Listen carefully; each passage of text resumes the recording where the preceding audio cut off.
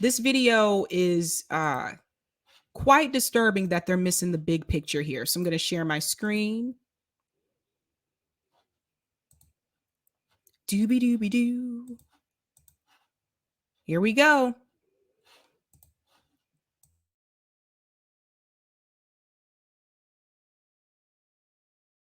Joining us now, Democratic Senator Elizabeth Warren of Massachusetts. She's a member of the Armed Services Finance and Banking Committee. So let's talk about that.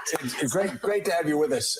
It was sort of a greatest hits collection last night. It was. I thought it was a very good speech. Let's talk about some of the greatest hits that you've been a champion of. First of all, holding Big Pharma accountable. Yes.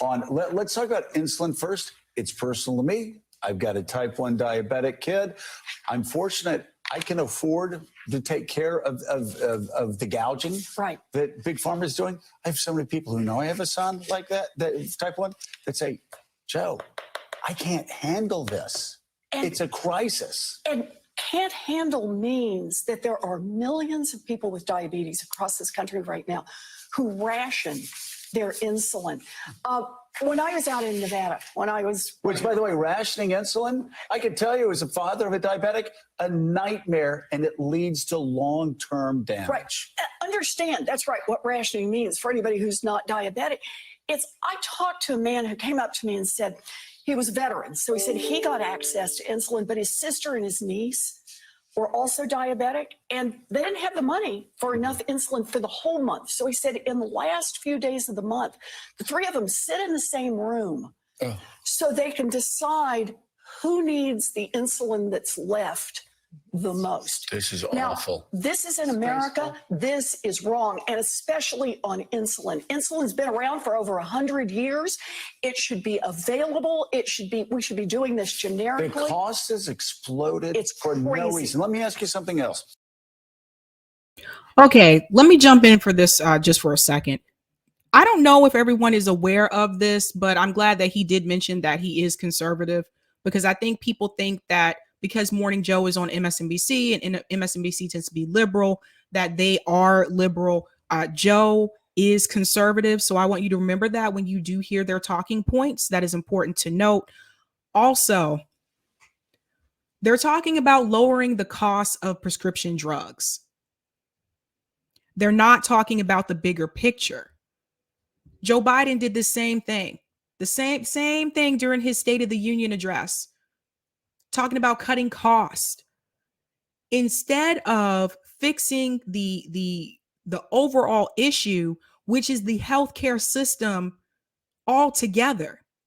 Instead of talking about lowering prescription drug costs, and Elizabeth Warren knows this because she was 100% behind it when she ran for president. Why are they not talking about Medicare for all?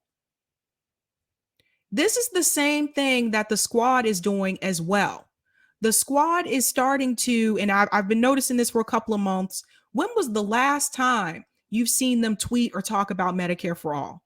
We couldn't even get them to tweet about the Medicare for all marches, let alone come to them. Now, Cori Bush did show up, but even when she was interviewed, people try to interview her from blah, blah, blah, blah, independent media.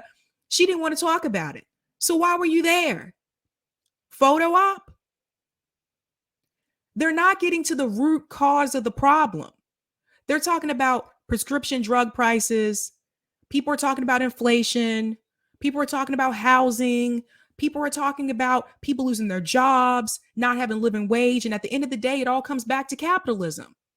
But they don't want to say that. And this is the problem. So instead of trying to lower prescription drug costs, which don't get me wrong, they are overpriced and it's ridiculous.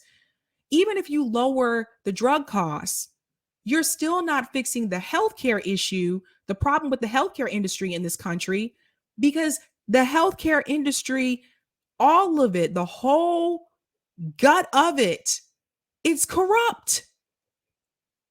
Big Pharma owns it. That's the problem. So until you give everybody universal health care in this country, this is always going to be a problem. Do you think these pharmaceutical companies want to lower the cost of their drugs? No, they don't. And if they do so, it's only for a select few. That's why they will do it for people who are 65 and older. That's a select group of people. They don't want to do that for everybody. Their goal is to make a profit. They don't even want to cure you if you think about it. They don't want to cure you. They want to give you treatment. Because if they really wanted to cure you, they would be working harder on that instead of just pumping out pills to people. They don't want to cure. And this is what I think. People don't really want to talk about this, but look, I'm going to keep it real. A friend of mine went through chemotherapy, had health insurance. Do you want to know how expensive their bills were? $1,600 every time they got chemo. That's with health insurance. All these years of doing cancer research and they can't find a cure for cancer. Maybe I'm being a little too harsh. I'm not a doctor. I'm not a scientist. What do I know? But I question that. And I consider that to be suspect. You've been working on cancer research for all these years and you still haven't found a cure for cancer? No, all they want to do is give you treatment. In order for them to make a profit, people have to be sick. You guys see where I'm going with this? In order for the pharmaceutical companies and the healthcare industry to make a profit, people have to be sick. This is why they don't want to tell you the things that you need to do to be healthy. Some doctors may, but honestly, you have doctors out here who are paid to push prescription drugs as well. They're pushers. So they don't want to tell you that by changing your diet, cutting out certain meats, dairy products, they don't want to tell you that that can help some of these illnesses that people have. No, they want to give you pills. Those pills cost money. And every time they push you pills, they make money. Every time. So you have the doctors who are doing the bidding for the insurance companies. You have the politicians who are doing the bidding for the insurance companies. You have Wall Street who is doing the bidding for insurance companies. So lowering like these drug prices is not really going to put a dent in the healthcare problem that we have in this country. And Elizabeth Warren knows that. And the fact that she sat there during that discussion and didn't bring that up one time is embarrassing. And that's my senator. I'm going to go back in.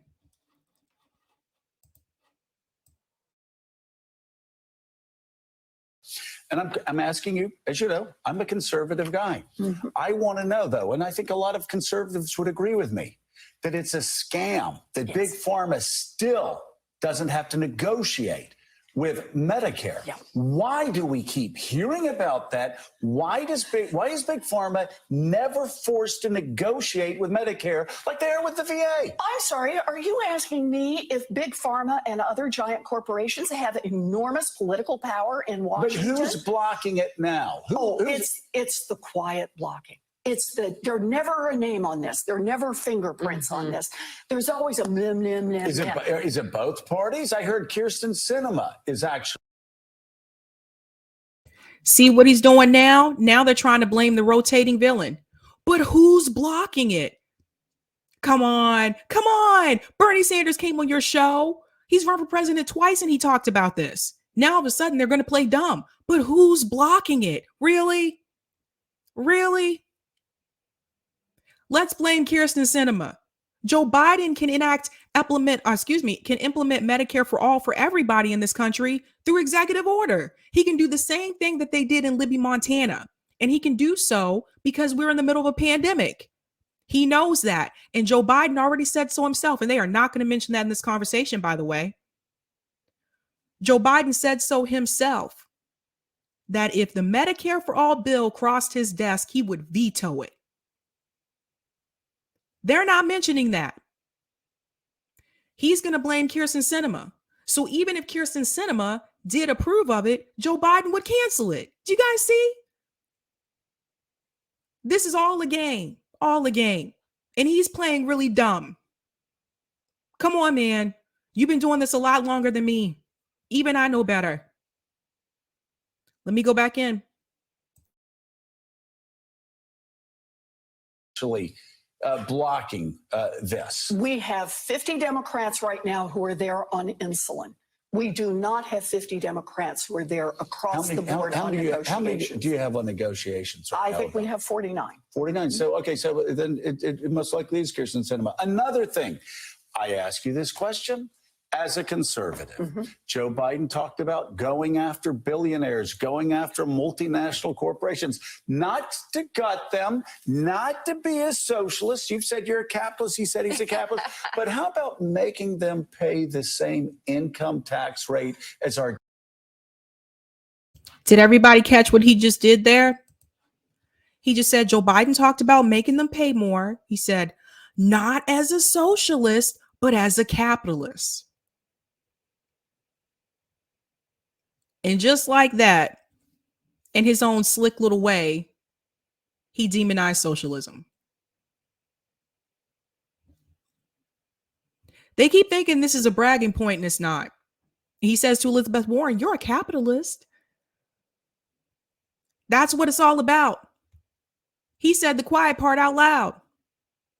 I hope everyone who watched that segment picked up on that. See, they're only willing to let you go so far. They're never willing to let you go far enough where it's actually going to help everyone. They only want you to go to a point where it just gives some people crumbs,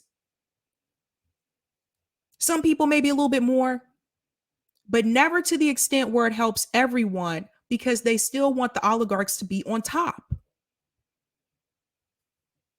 So the people who are poor will continue to struggle.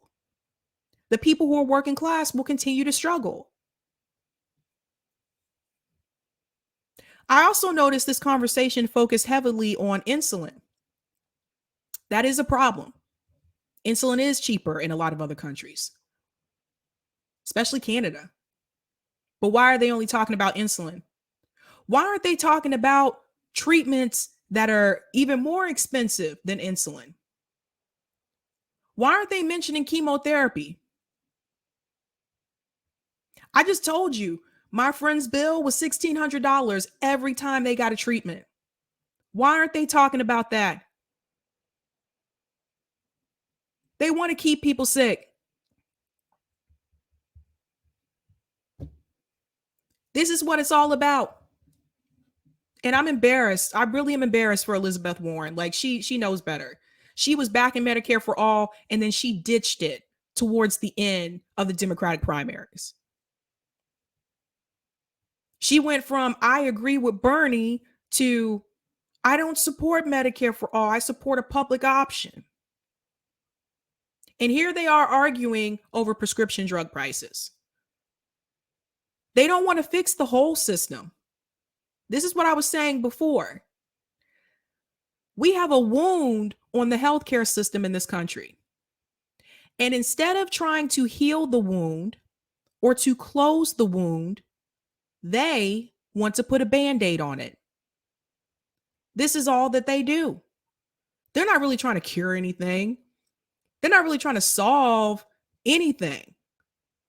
They'll just give you just a little bit enough to make it seem like they did something so they can get reelected again the next time. And you have these talking heads on mainstream media who back them every time.